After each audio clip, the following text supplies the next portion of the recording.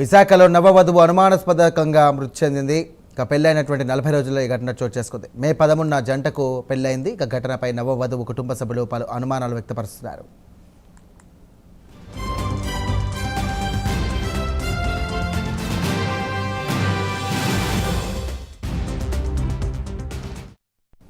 Right, ఇక విశాఖలో నవవధువు అనుమానాస్పద స్థితిలో మృతి చెందింది. ఇక పెళ్లైన 40 రోజులకి ఈ ఘటన చోటు చేసుకోవడంతో కుటుంబ సభ్యులు తీవ్ర స్థాయిలో అనుమానాలు వ్యక్తం చేస్తున్నారు. ఇక ఎవరైతే ఉన్నారో వారిని ఖచ్చితంగా కూడా శిక్షించాలని కూడా వారు డిమాండ్ చేస్తూ ఉన్నారు. ఇదే అంశానికి సంబంధించి మరిన్ని డీటెయిల్స్ అంచడానికి మా కరెస్పాండెంట్ నరసింహ సిద్ధంగా ఉన్నారు. నరసింహ, సాయి, చూసుకుంటే ముస్సోరిలోని విశాఖవాసి మహిళ రాధాగాయత్రి మరణించిన సంగతి మరొక ముందే మరొక మహిళ విశాఖ మహిళ అటువంటి నవవధువు అనుమానాస్పదలో మృతి చెందిన ఘటన అయితే విశాఖలో అయితే కలకలం నెలకొందని చెప్పవచ్చు.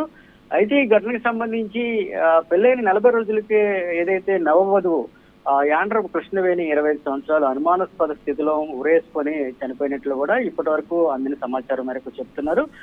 ఈ క్రమంలో ఏదైతే విజయనగరం జిల్లా మెంటాడ ప్రాంతానికి చెందిన దగ్గర బంధువు అయినట్టు యాండ్రపు మురళితో గత ఏడాదే మే 13వ తారీఖున అయితే ఈ వివాహం అయినట్లు కూడా స్థానికులు చెప్తున్నారు.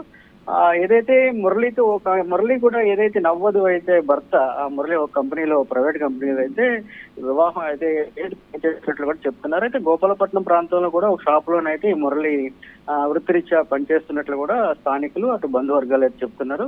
అయితే కొత్తగా పెళ్లైన వీరు 20 రోజులుగా బియ్యంపాలెంలో అద్దెంట్లో ఉంటున్నట్లు కూడా అటు స్థానికులు అటు పోలీసులు కూడా చెప్తున్నారు. ఈ నేపథ్యంలో అయితే ఏదైతే బుధవారం అయితే ఉదయం డ్యూటీ నుంచి విధుల నుంచి రిటర్న్ వచ్చేసరికి ఇంటి నుంచి తిరిగి వచ్చేసరికి ఏదైతే నవ్వదు ఫ్యాన్ కు ఉరేసుకొని వ్యక్తిజీవిగా కనిపించినట్లు కూడా ఏదైతే అతని భర్త చెప్తున్నారు. దీంతో మురళి స్థానిక పోలీసులకు అయితే వెంటనే సమాచారం అందించారు. అయితే ఏసీపీ అప్పలరాజు, సిఐ బాలకృష్ణ అయితే ఘటనా స్థలానికి చేరుకొని అయితే నవ్వదు మృతికి గల కారణాలు అయితే ఆరా తీస్తున్నారు. అయితే క్లూస్ టీమ్ సంబంధిత ఏదైతే ఉన్నాయో వాటి ఆధారాల మేరకు మృతదేహాన్ని అయితే పోస్ట్ మార్టం నిమిత్తము ఆసుపత్రికి అయితే తరలించారు.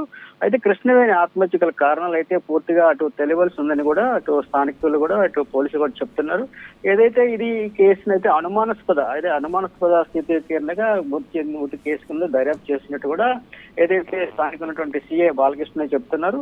ఏదేమైనా కూడా ఇటీవల కాలంలో ఈ తరహా ఘటనలు నవవధువులు చనిపోవడం కూడా బాధాకరమని చెప్పే పరిస్థితి నెలకొంది. ఏదేమైనా ఈ ఘటనపై పూర్తిగా వివరాలు రావాల్సి ఉంది. ఈ ఘటనకి సంబంధించి కూడా ఇప్పటికే అన్ని కోణాల్లో కూడా పోలీసులు అయితే దర్యాప్తు చేస్తున్నారు. Sai, right, thank you Narasimha.